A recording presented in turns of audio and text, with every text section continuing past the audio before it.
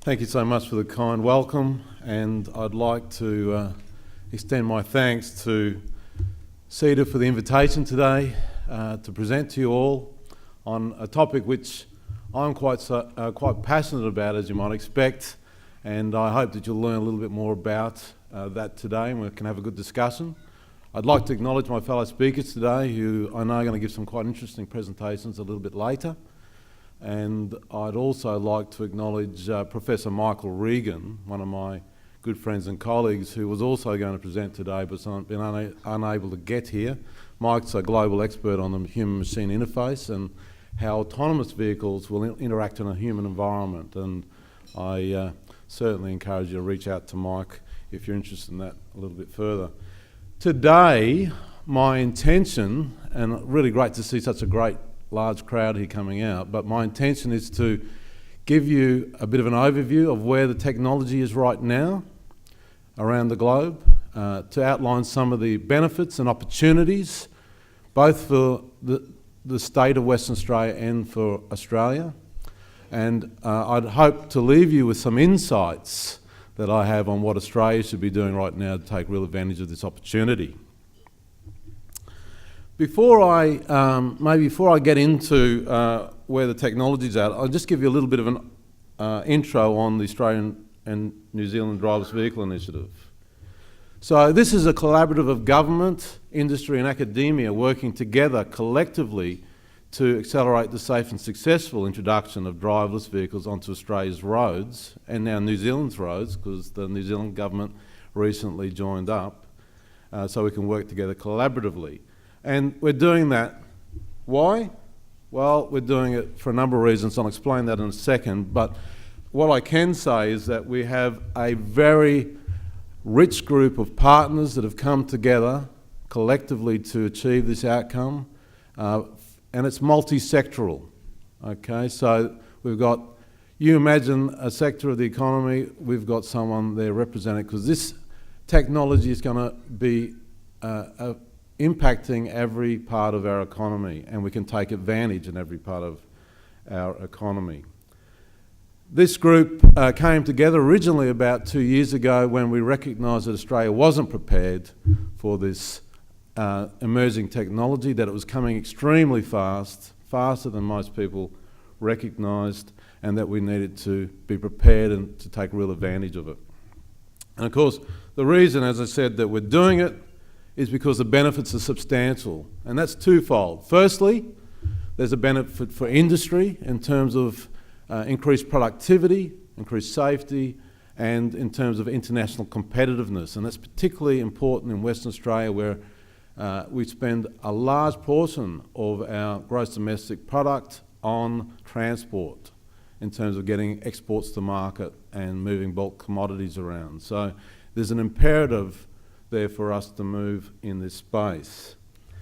But from a societal point of view, there's also a range of benefits. There's immediately benefits in terms of a reduction in road safety trauma, and that costs the nation in excess of $27 billion every year, on top of the tragedy that it is for families. We also recognise there will be improvements in terms of social inclusion, particularly for the people with mobility impairment, people with disabilities, the elderly and the young that otherwise can't get a licence. There'll be benefits for the environment, and there'll also be benefits for other parts of the economy, such as job creation. So, before I move forward to tell you about where the technology is, I'll just go back in time a little bit if I can. Get this to work.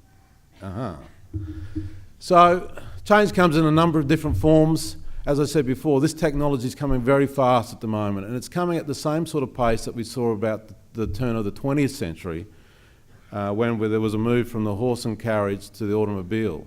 And for those that don't recognise it, that's a picture there on the left of the screen of Wellington Street in Perth back in 1900 in front of Perth railway station. It's a little bit different today, isn't it? Things have changed. But over a very short period of time, the motor vehicle became ubiquitous. It was everywhere. And The same sort of change we're going to see right now with the introduction of autonomous vehicles into our fleets. And one of the challenges we face is that technology is moving rapidly now. What was taking decades in the past in terms of technological development is now only happening in a couple of years. And the time frames are challenging because the technology is moving so rapidly. It's not the sort of thing that normally the regulatory environment or the built form can easily accommodate. And we do need to tackle all of those three together. Of course, we've had semi-autonomous features in our vehicles for quite a few years now. Here's an example from one of our good friends, Volvo. And semi-autonomous vehicles are the stepping stones to fully autonomous vehicles. Features such as self-parking, semi-hands-off the wheel driving like in freeway environments, automatic emergency braking, features even many of you would have in your cars like adaptive cruise control. These are all automated features we have today. And people are getting used to them. They're appreciating them, and one of the things this actually brings is it brings consumer confidence. The automakers are building a level of comfort in the community around the use of these features. And as we move to fully automated robot hand-off-the-wheel driving, the obviously intent is to get people to a stage where they'll be comfortable with that as well. What we do know from the surveys that we've been doing around the nation is that I have to admit people are still pretty wary. If you ask the community, they don't know if they really are quite comfortable with the idea of handing over the steering wheel to the car and getting in the back and going to have a sleep. And I can understand that. But that's rapidly changing, and from our surveys, we now know that Australians very much are keen to be early adopters of this technology, so much so that they're even willing to pay more for it than most other nations in the developed world.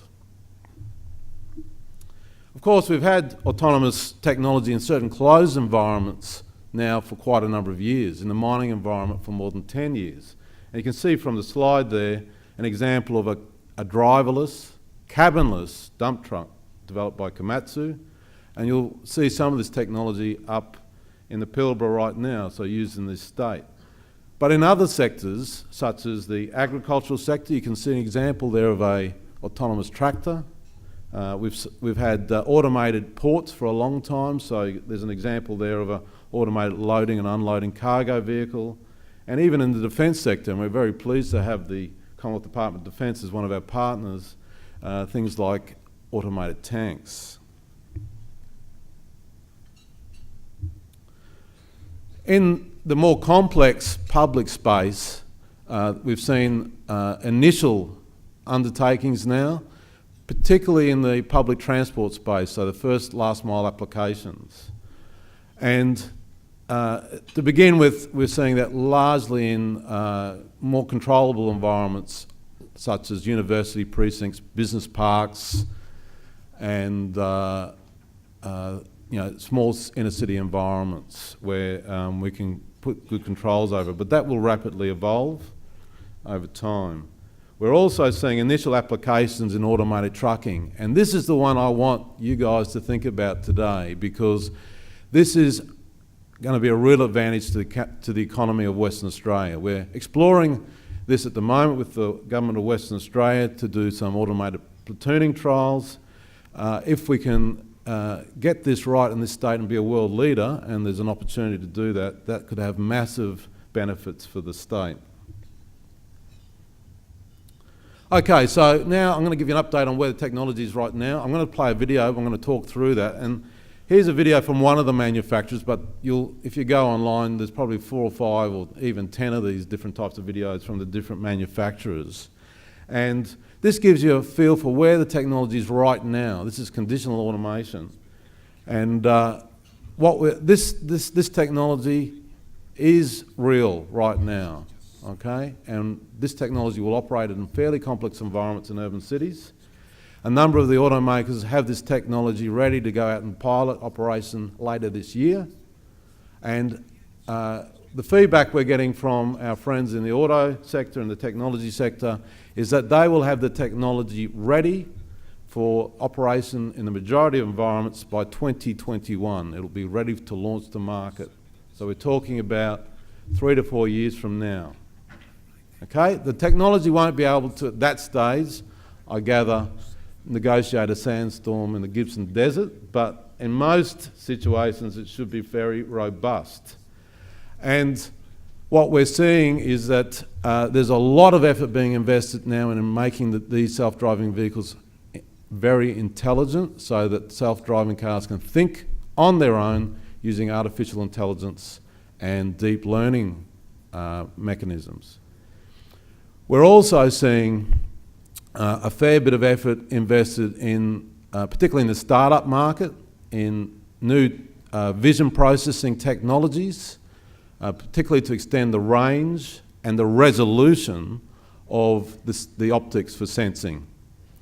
In addition to that, a lot of work being done on 3D terrain mapping and locational positioning to allow the vehicles to operate much more precisely and robustly, so they don't need to rely on things like signs and line marking like you and I do.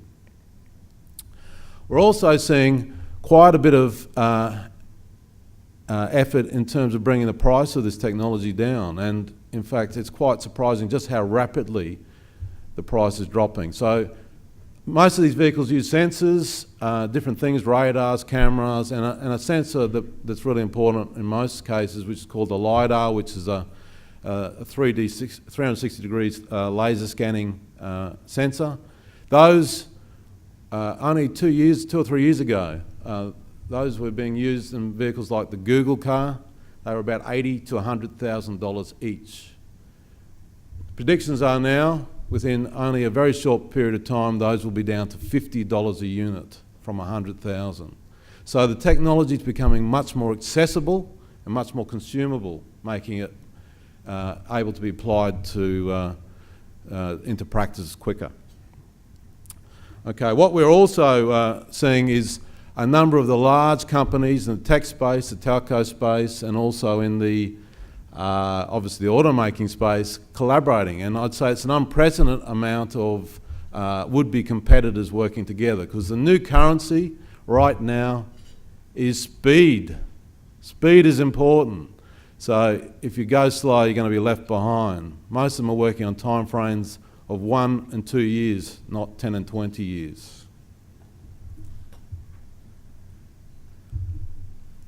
Where some of the manufacturers, particularly at the luxury end of the market now, putting a lot of effort into the experience, the passenger experience.